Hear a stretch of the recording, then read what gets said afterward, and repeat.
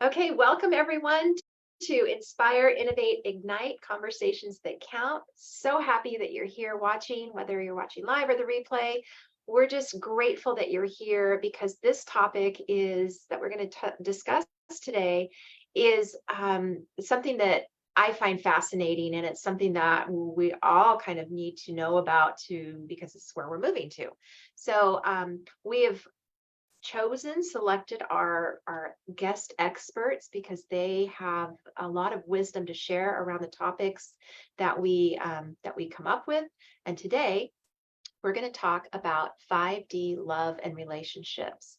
So as we journey from living in the energy of the third dimension into the fifth dimension and beyond, we're going to be required to shift how we operate in everyday life, in our communication, and in our relationships with each other, and especially in our intimate relationships. I mean, not especially, but and also.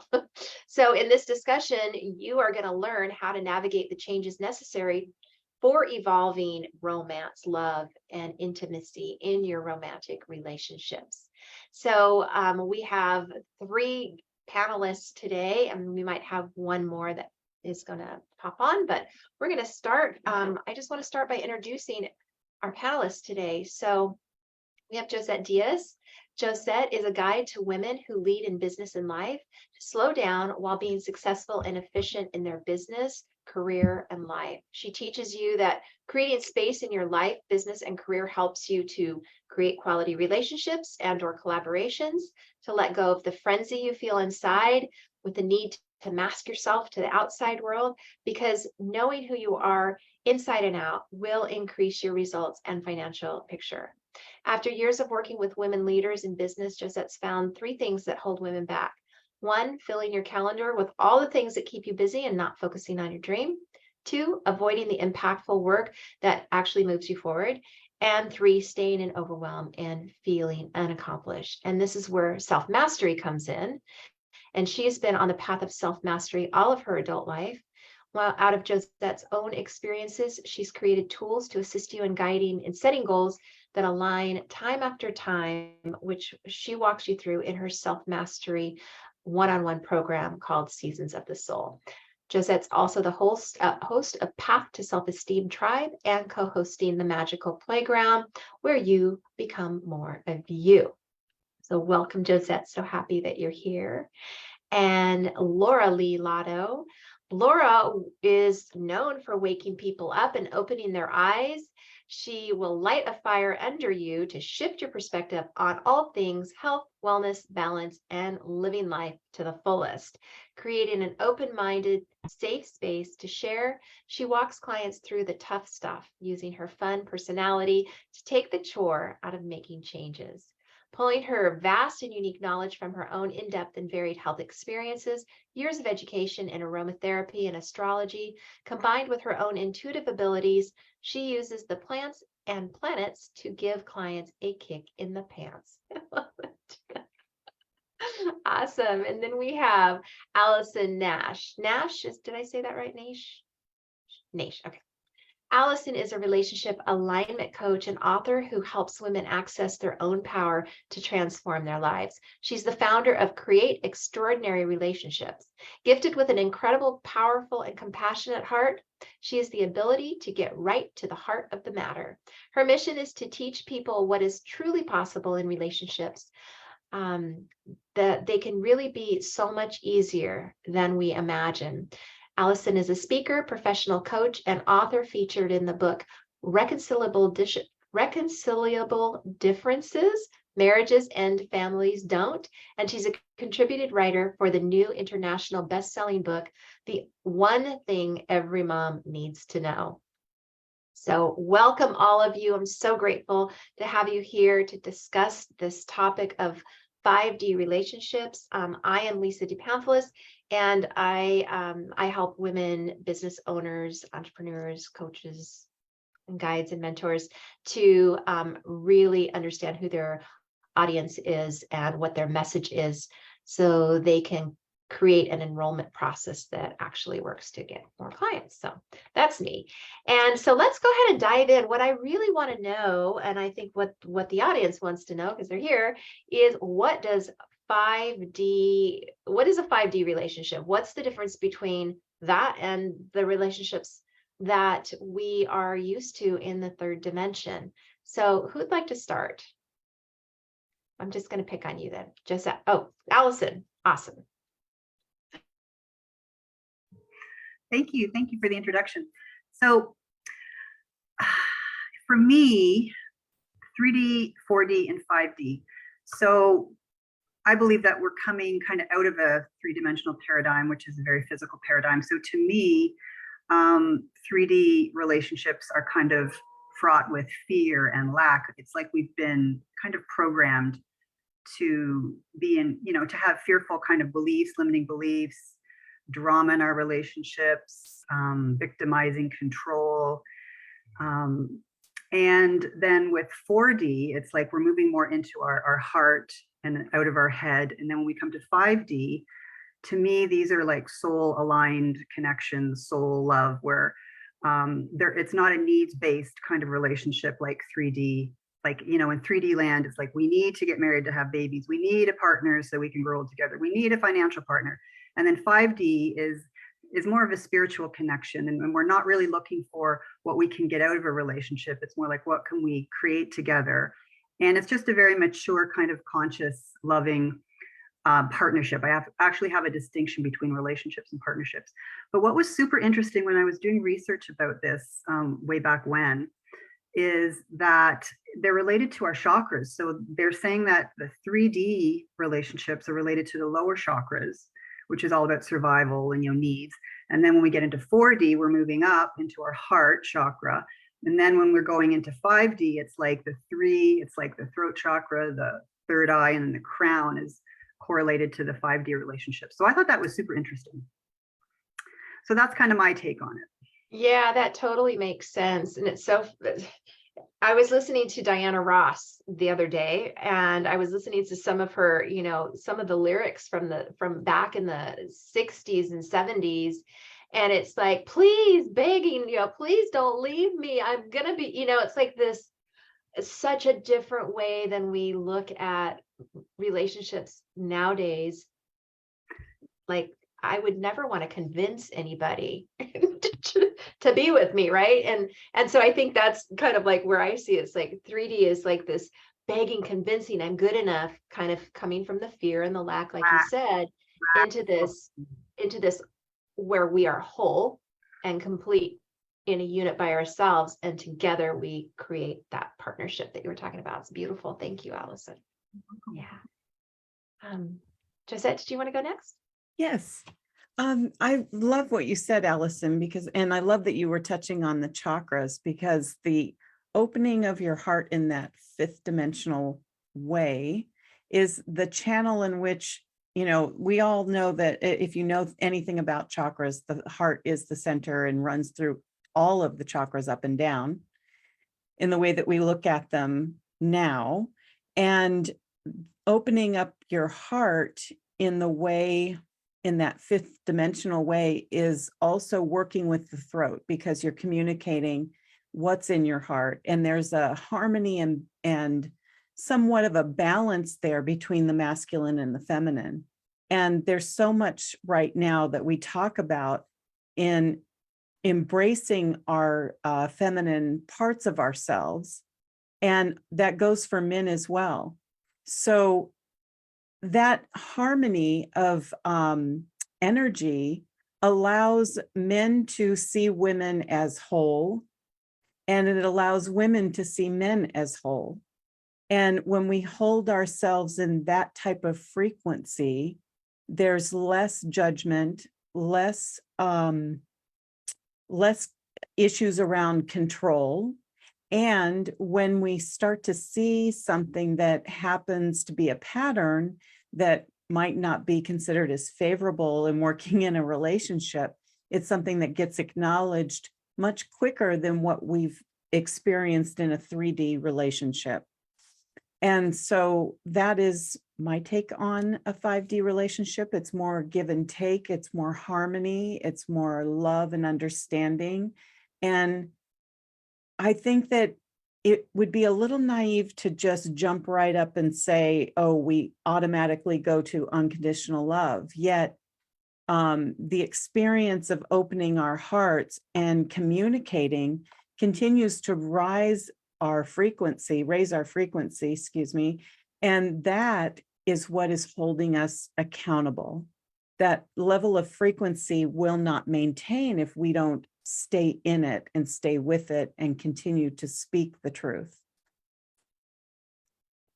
Ah, so beautiful. I love that. It's yeah, it's a practice. It's a practice. It's a practice of us becoming who we're here to be, and to continue to practice opening, having our hearts open in every area of our life and speaking our truth and bringing that into the relationship where you honor yourself first, and then you can honor, then everything else falls into place after, and I think, the 3D comes from, like we've been saying, the lack, the I need you to complete me kind of mentality, right? I need you because I'm not whole and complete on my own, where we are learning that we are already whole and complete. We know that. And so and I love what you say about keeping your frequency raised, because that is how you expand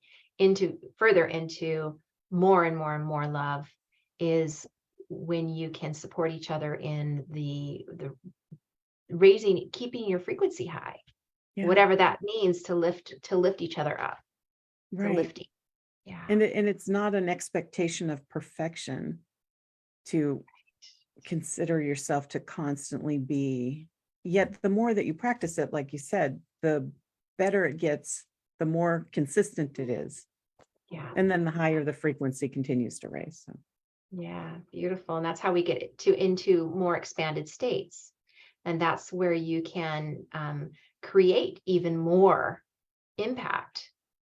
And yeah, I love it. Okay, perfect. Thank you. Thank you. Laura, let's hear from you.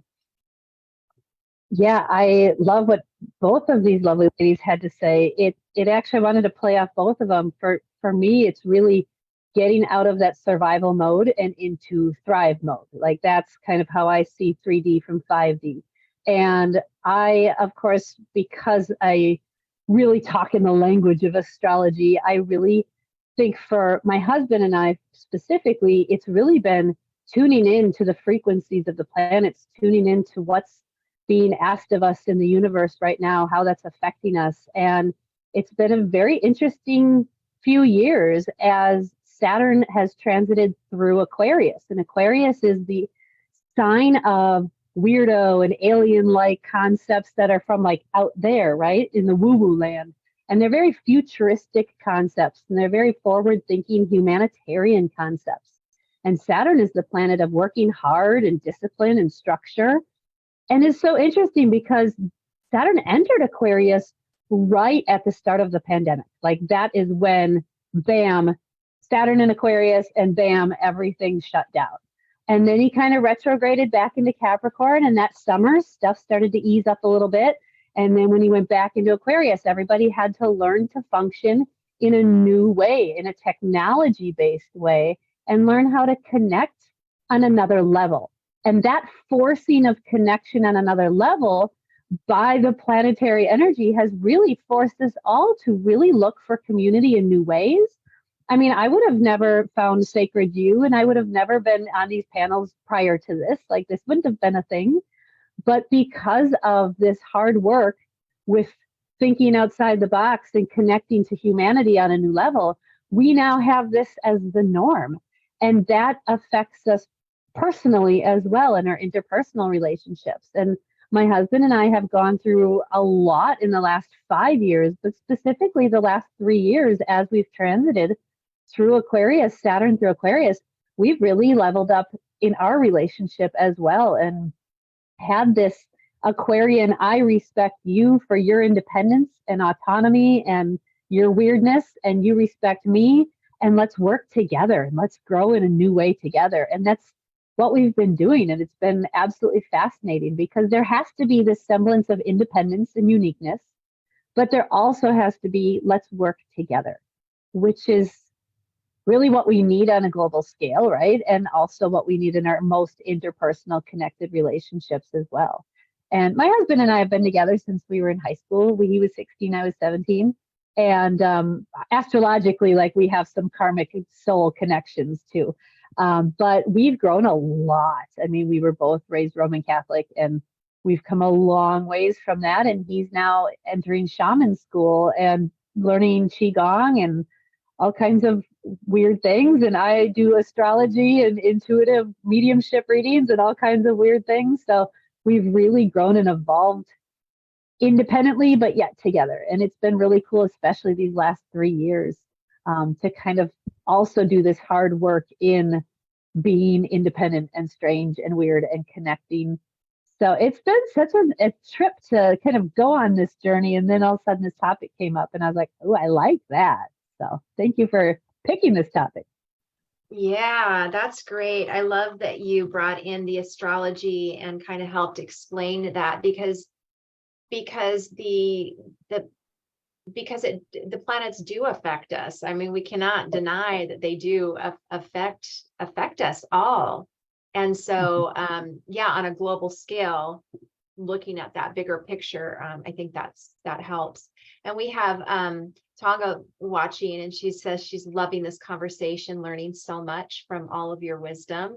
And we also have Allison watching and agreeing with Tonga. So thank you, ladies, for watching. And yes, if anybody else is watching and has questions, or if you ladies have questions, let us know. Type them into the chat, and we'll get them over here, and we can have them addressed with our experts here. So the next thing that I would like to ask you about is conflicts. So as we're going into this, you know, we have our own we're whole, and we have our each of our wholenesses, and then we have the partnership. And you know, there's going to be disagreements in any healthy any relationship. There's going to be disagreements. How do you move through conflict in this new energy, in this 5D energy? What is, like, we know what 3D conflict looks like. It looks like dysfunctional relationships and arguing, and you know, the abuse, the verbal and emotional abuse, and all of that stuff. What does it look like? What happens in conflict in the higher dimensions? So Allison, why don't we start with you? Thank you. Sure. That's a great question. So, I mean, I love the conversation too about the masculine and the feminine energy, because to me, you know, when we're stepping into higher consciousness and relationships, we're in our masculine and feminine. We're moving from, you know, wounded into more divine. So to me, a woman, and I really had to kind of research this when I jumped back into the dating world. It was about 7 years after my second divorce. And I raised my kids, and then I was kind of ready, but I had to kind of almost relearn, like, what is dating and what is attraction? And I was like, I am never going to meet anyone online. That is never happening to me. I'm going to do it organically. So I set out on a path to kind of research like feminine energy and polarity. And I think when we're in our feminine energy, we're flowy, we will have our emotions. And I think if a man is in that, you know, more divine masculine, he can handle our emotions. And I just think there's, you know, we might get emotional, but we just work through it so much faster. I mean, to me, in a 5D relationship, we're responsible for our own healing and our own triggers. So we don't necessarily, if we get upset, you know, we might take space. And then it kind of moves through us. Maybe like, we'll journal, maybe he goes for a drive, or he talks. And then you just kind of come back. And to be honest, I think we over communicate in 3D land. We've been, communication is the answer to a successful relationship. Well, it depends what you're communicating, right? Because talk, and dump, and blame, it's not going to help anything. So for me, it's really about, I mean, my partner and I, we barely fight at all. It's just such an ease in our relationship. When there's maturity and respect and trust, I don't think you have the same amount of conflict as you would normally have in a 3D relationship, right? But yes, of course, we still get upset, we still get triggered. But for me, it's like, I don't take everything to him. It's like I do the work myself. Like, what was that trigger about? What do I need to do? And then we just forgive so easily. We kiss and make up and we move on. I just think, and in 5D relationships, there's such an alignment in the match. It's not a mismatch. So much of the 3D relationships are by default, they're not intentional, they're mismatched. So there's more issues, there's going to be more conflict, there's going to be more, you know, whereas in a 5D relationship, especially if we've manifested it, I think we can work to create one if we're already in a relationship, but you know, to really become aligned, an aligned match, you're not going to have as much conflict, I don't think. Yeah, I love that you mentioned that, because I was thinking, you know, a lot of 3D relationships are karmic based. They're karmic contracts that you know that we've had to practice, right? There are practice partners, and until we learn. But I'm glad that you mentioned that it is possible for people that are already in relationship to, as their energy evolves, to learn as they've done the work themselves, to be able to work on their own trauma and then come together. And yeah, I love that you mentioned that over communication, because you don't have to talk about everything to death. And I think Right. the law of attraction really taught me that. It's like, you know, it's like we don't have to take everything to our partner. Yeah. You know, we can work through things on our own too. Yeah. And the partner is a reflection. And so they will mirror things in you that you need to heal. And so taking that and saying, thank you for bringing that up. Helps keep me accountable when this pattern comes up for me and I don't see it, you know, that kind of thing, is super helpful, I think, too. So yeah, I love that. Thank you. Josette. Yes, I love the matching because I think in the 5D experience, it has to be a frequency match, right? And if we are, the more that we know and understand ourselves, we have less expectation on others to fill us in some other way. And so part of that experience of having a 5D relationship is to understand and know who you are, to know what your patterns are, to have this self-awareness to understand where you may respond in ways that wouldn't keep you in a higher frequency, so that you learn to respond differently. And then you're attracting someone that matches you on that frequency level. And that's how you continue to keep each other held accountable. So if that's not happening, or one falls out of that and retreats back into a pattern, then the relationship just doesn't match on a frequency level anymore and wouldn't really be there. So it really understanding yourself and keeping your autonomy, Allison, you were touching on this, that it really keeps you in that higher frequency to maintain that relationship and not having the expectations of the other partner fulfilling you, which is a 3D habit. Yeah, yes, for sure. It's it goes back to all those song lyrics that we learned growing up, right? Yeah. All about the yeah, no, lady. that's perfect. I you know, less expectation on others to fill us, because we've been working on ourselves, because we know who we are, because we know our triggers, because and it's okay if somebody else brings up something you don't like, get defensive. You don't, you know, you're like, oh, I didn't recognize it. Thank you for bringing, you know, it's like being appreciative for bringing that to the attention. Yes, I think that attests to you remaining open. And the more open you are, and willing to see those shadow sides of yourself, the more that you are going to be less defensive. Yeah, So good. Yeah, I love that. All right, we have a question from Tonga who's listening, but Laura, I want to get your take on this first, and then we'll go into Tonga's question.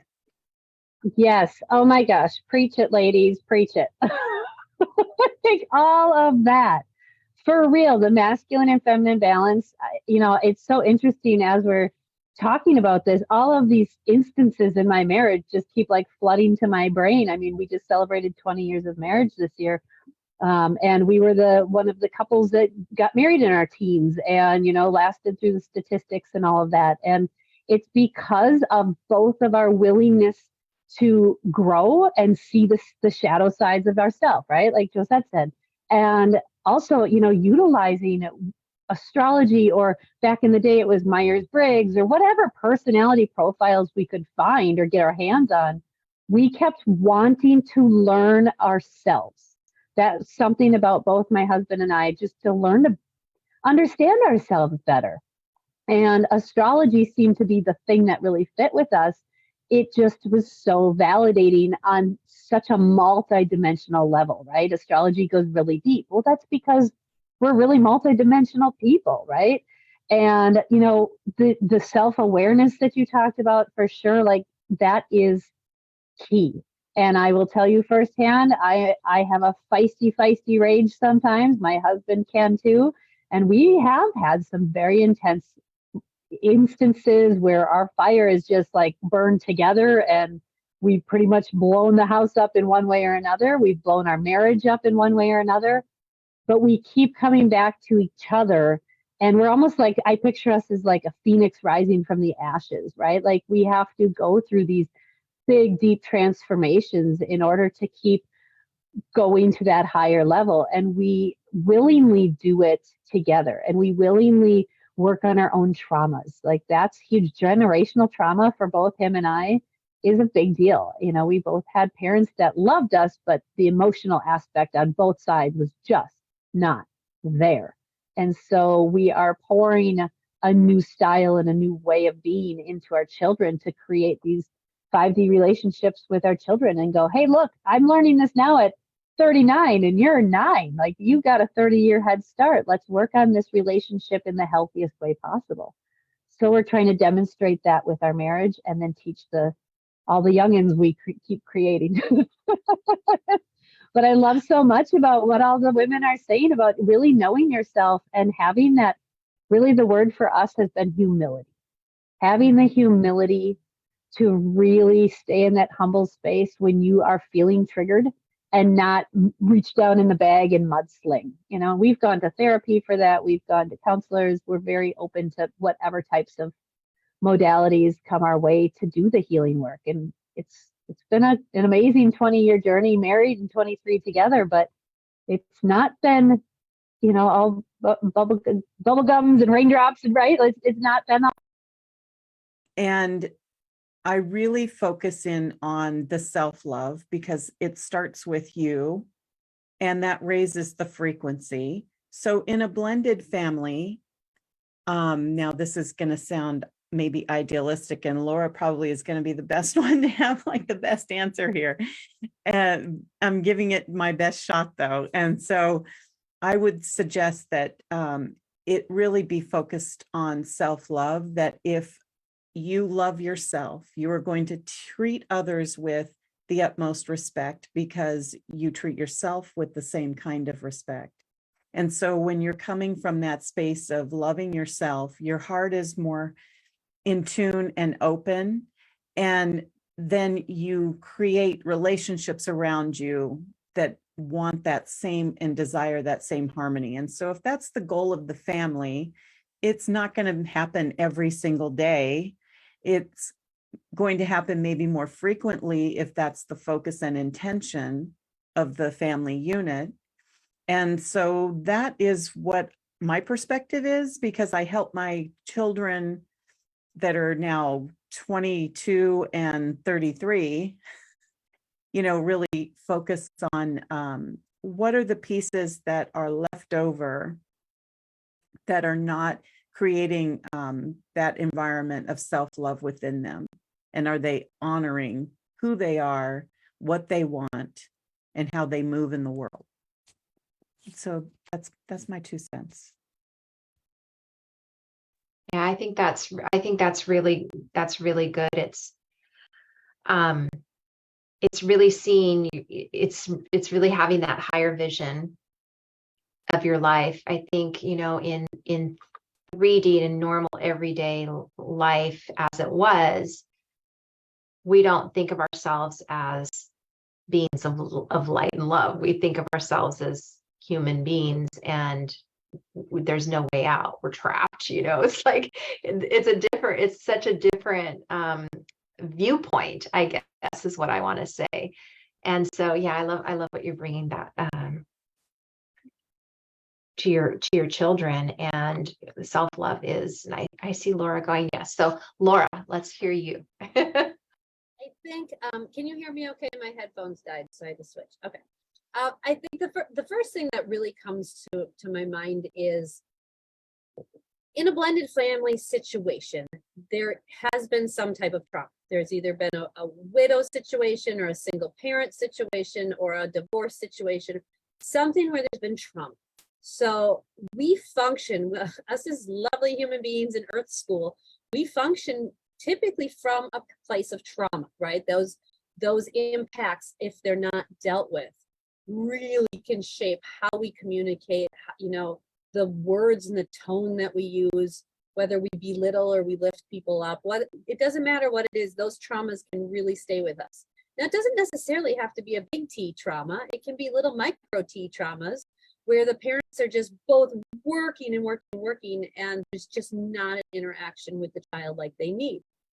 And those parents could be awesome and loving, but it just, was still these micro traumas that build up. So my instinct with this blended family question, now, I don't personally have a blended family, but I have taken in quite a few single mothers, or mothers who need to get out of a bad relationship, and we've had them come and live with us while they get on their feet. So I've had experience in like the separating process and helping them kind of rebuild themselves. And really what I found was, number one, laying the traumas out on the table. Every time you feel a ping or a ting, like, oh, I think that's from this, right? Like creating awareness around these traumas you've experienced, whether it be a death or divorce, or just being a single parent for a ton of years, right? Those take a heavy toll on us. And so creating awareness around the trauma and how the trauma is affecting you, and how it's affecting your ability to move forward in healthy relationship, whether that's with your partner or with your partner's children, because when there's children involved, they're like little mirrors of us, aren't they fun? They just mirror back everything we don't want to deal with and don't want to see. They're so good at it. So recognizing your own traumas and then your triggers, right? You can't change anything. You can't vibrate at a higher frequency. You can't move forward if you are completely oblivious to the triggers and the traumas. So I think if anything in a blended family or not blended family, awareness around those traumas and willingness to, again, my favorite word, be humbled and have some humility and go, oh, I think this is my grandma's crap when she screamed at my mom, and then my mom screamed at me, and now my coping mechanism is to scream when I'm feeling out of control, right? I want control and I can't control anything. I'm going to try and control you with all my power out my voice, right? So that's just one example of a million ways it could show up. But being aware that it's there, being aware you're being triggered, and then having the willpower to stop it. And for me, it was the yelling situation. For me, I physically, for a while, had to put my fist over my mouth and hold my mouth shut so I didn't continue that repeating pattern I was brought up with, to yell and scream when we're out of control. And some days I would pierce my lips with my fist. I had to push so hard because I did not want to continue these traumas to the next generation. And I wanted to have a higher frequency of relationship with my spouse and my children. So, whether it's blended or not, I think everyone deals with this, but I think specifically with blended families, the trauma topic is going to be more prevalent. And also, of course, if it's divorce, there's other parents with other traumas. So it spreads a little a little further away that the child usually has to deal with, or the ex or whatever. But I think self-awareness and humility, and trauma and trigger awareness is huge when it comes to keeping the vibration higher. Yeah, I agree. They can definitely, there's definitely more trauma attached to the relationships. Yes, listen. Thank you. With all of you talking, Laura and Josette, what was coming to me that I couldn't, because I have a family, but my older daughter from my first marriage doesn't live with us right now, but she's in her 20s. But my other two are younger. Really, what was coming, it's all about the emotional regulation. Because when I'm stepping more into 5D, I mean, like I said, we're in crisis with my son for a long time. And I had better emotional regulation than I would have had, 5 years ago. And then we get to teach that to him too. So it's like what you were saying, Laura. It's like, I like to say when emotions are high, intelligence is low. And when intelligence, high emotion, right? So I think the big answer for families with this question is emotional intelligence, I would say.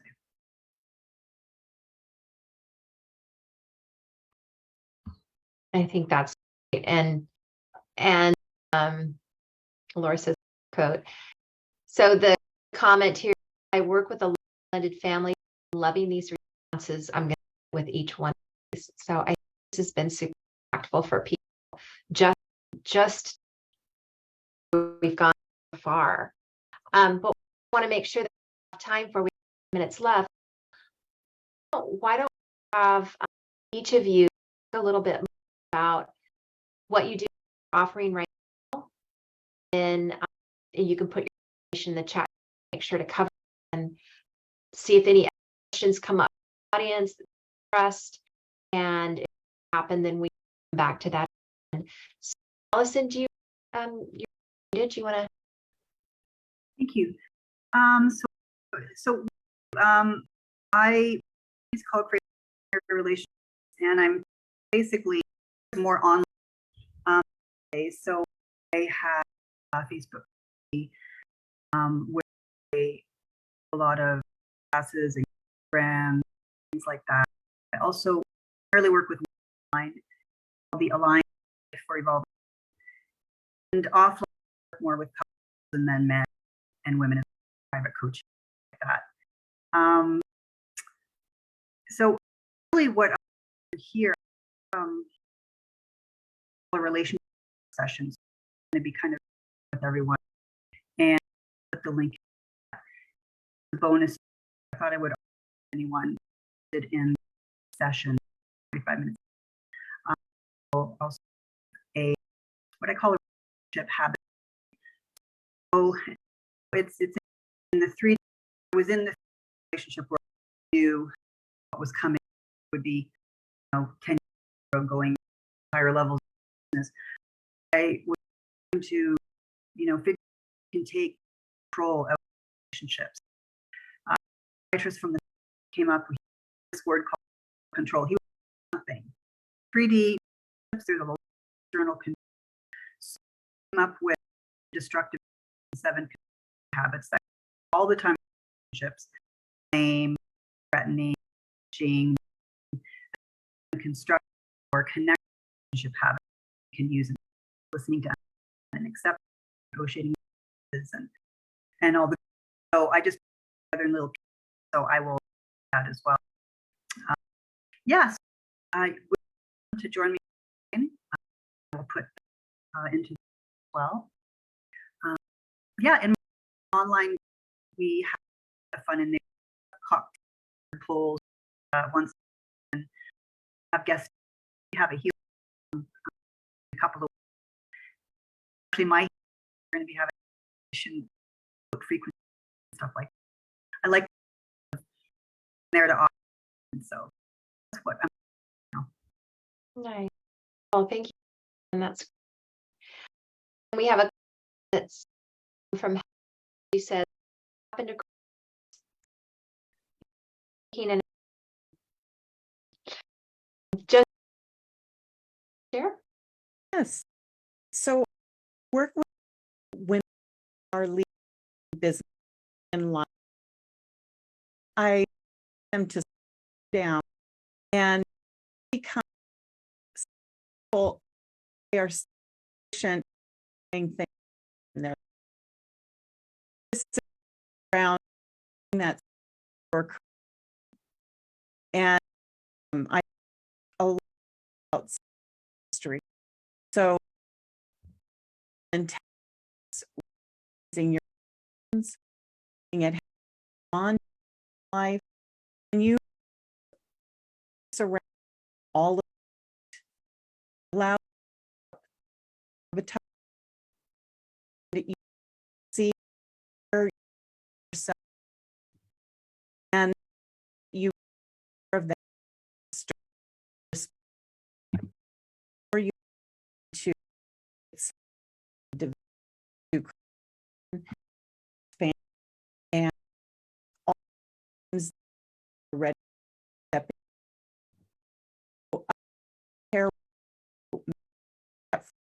dream of, so that there are to it. I program that one and uh, sorry and when have it and we're adjust time wise on the and on the who first. It's like it's so say moments give away, and so it was working. It's a program and is you where and let's in that and that in the very much. Well, probably think I love relationships. Read basic needs. I think making that give us perception connect well how you work out the same as relation thing. So relate really adjust what when it is the relation struggle who is earn attention. This really your first human and that it to have and then understand right it's you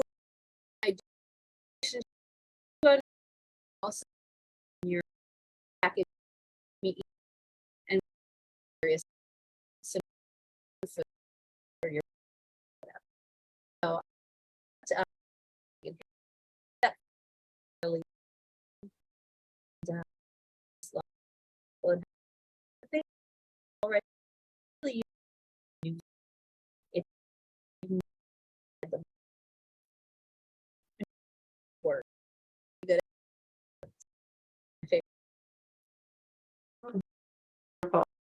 Yeah, I, uh, please, or that is really that high you